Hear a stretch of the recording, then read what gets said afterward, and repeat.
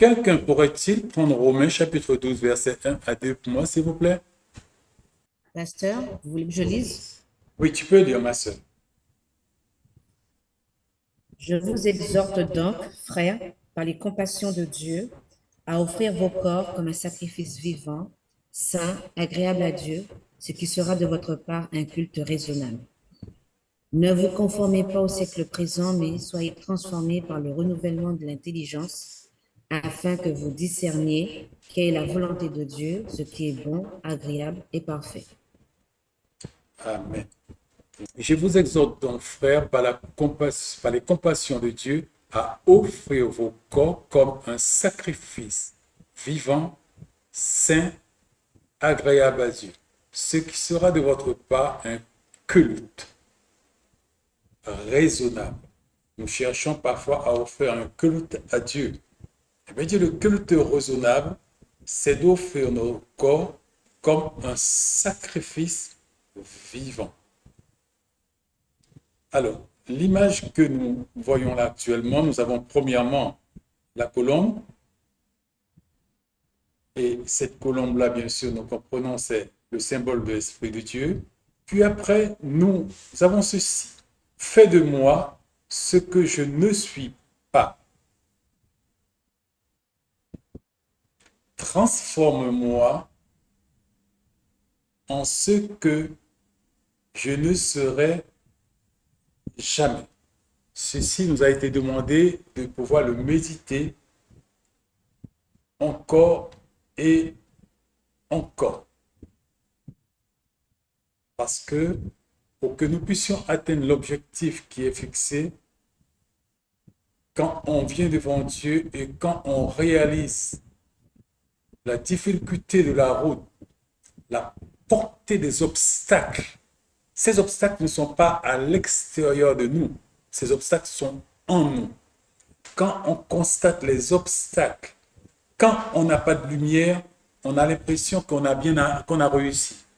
Et plus qu'on a de la lumière, c'est plus qu'on s'aperçoit de la difficulté insurmontable de ce que nous avons en face de nous.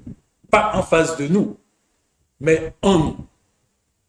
Et là, nous comprenons que on réalise que cette grâce que Dieu nous a donnée en disant fais de moi ce que je ne suis pas et transforme-moi en ce que je serai jamais, on s'aperçoit que, en fin de compte, c'est une prière qui vient du trône pour nous amener là où jamais nous ne pourrons arriver par nous-mêmes. C'est impossible.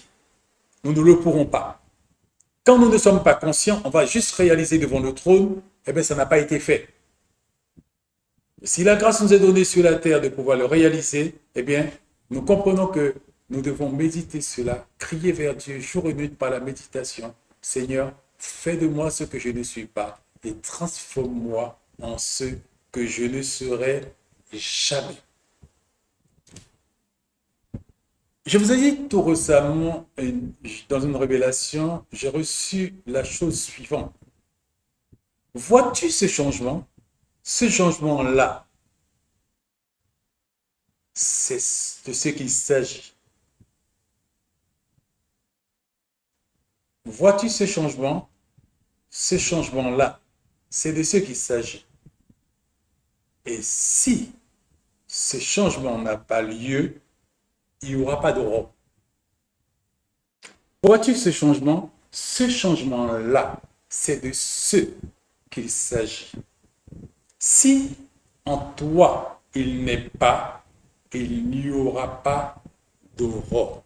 Ça veut dire que si ce changement-là ne prend pas place en toi, en moi, il n'y aura pas de good morning.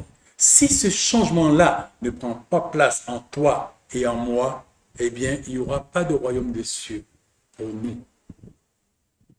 Voilà pourquoi, avec cœur, jour et nuit, la méditation que notre frère Tibé nous a donnée, fais de moi, et autant pour moi, et prends plus de moi, donne-moi plus de toi, doit être dans nos cœurs. Nous devons continuer la méditation non-stop et dormir avec ça et dormir aussi avec celui-là. Fais de moi ce que je ne suis pas transforme-moi en ce que je serai jamais. Pour que la grâce nous soit donnée, pour que nous puissions aller vers ce changement-là. Et notre foi nous a dit, seule la parole, notre relation, notre contact avec la parole peut opérer ce changement-là. Mais nous nous apercevons que quand nous lisons la parole, il y a tellement d'obstacles qui empêchent la parole d'atteindre son objectif en nous et d'accomplir sa mission. Alors nous sommes obligés maintenant de crier vers Dieu en fonction de comment l'Esprit nous conduit pour que nous puissions arriver. Et même si c'est ardu, Dieu est vivant, nous allons réussir. Il y a beaucoup de choses encore à faire, mais Dieu va s'en occuper. Mais notre confession par rapport à ce que Dieu a dit de nous, Dieu a dit, quand nous sommes faibles, nous ne devons pas dire que nous sommes faibles, nous disons que nous sommes forts. Quand on ne peut pas, on ne dit pas que je ne peux pas, on dit que je peux, parce que ma force n'est pas en moi, mon potentiel n'est pas en moi, il est en Dieu. Mais faut-il que je puisse réaliser une chose? Écoutez, je suis nul, je ne peux rien. Sans lui, je ne peux rien faire. Et c'est lui, par la méditation, contact avec la parole, qui va petit à petit opérer ce travail qui est si ardu, mais qui sera fait. Dieu est vivant, ce sera fait. Je vais devant lui, je lui pose, je crie vers lui, me dit, défie l'impossibilité, les impossibilités auxquelles vous faites face. Défiez-les. Eh bien, écoutez, ce sera fait. Voilà. Alors, c'était ça le premier sujet, c'est atteindre cet objectif du changement qui doit avoir lieu. C'est-à-dire, tu vois ce changement-là? C'est de ce qu'il s'agit. Si ce changement-là n'est pas, eh bien, écoutez, il n'y aura pas de roi.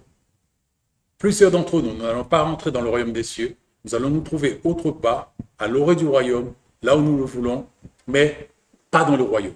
Là où Dieu a prévu de pouvoir nous faire entrer. Le bijou qu'il a mis à l'intérieur de nous, ce bijou-là, c'était prophétique.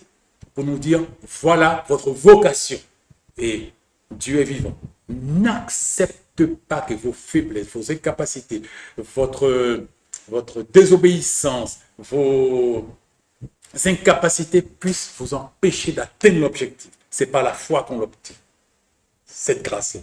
Alors, peu importe ce qu'il y a, nous allons nous battre pour pouvoir atteindre l'objectif. Il est avec nous, il m'a dit, il est avec nous. Maintenant, ce qui doit être fait, doit être fait. Si ce n'est pas fait, bien écoutez, désolé pour certains bien-aimés qui, la façon dont ils suivent Dieu est problématique. Leur engagement est problématique. Leur consécration est problématique. Dieu est une de ces choses. Résultat, nous ne sommes pas meilleurs qu'eux, mais ils ne donnent pas à Dieu l'opportunité pour que la parole puisse faire son travail. Les différents messages, n'oubliez pas, nous sommes à l'université. Les différents messages, les différents cours qui sont donnés, c'est pour pouvoir chaque jour avancer étape par étape. Et quand nous faisons preuve d'une grande négligence vis-à-vis de la seule réunion que nous avons par semaine, certains bien-aimés, bon, mais c'est un choix que nous avons fait. Et si demain nous ne sommes pas transformés pour pouvoir aller là où il faut, on aura à s'en prendre qu'à une seule personne, à nous-mêmes. Voilà, mes bien-aimés. Eh bien, écoutez, sur ce, je vais laisser la place à notre sœur Marie-Josée qui